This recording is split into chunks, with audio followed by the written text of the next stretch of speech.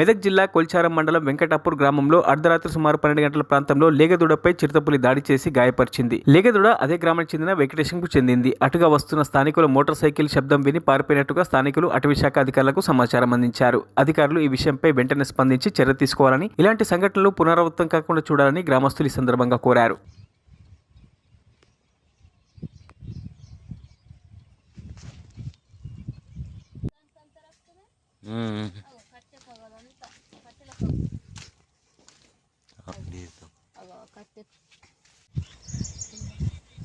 ఇలాంటివి మాకు జరగకుండా చూసుకోవాలి.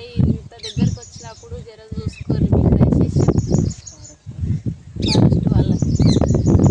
మరిన్ని అప్డేట్స్ కోసం మా ఛానల్ని సబ్స్క్రైబ్ చేయండి.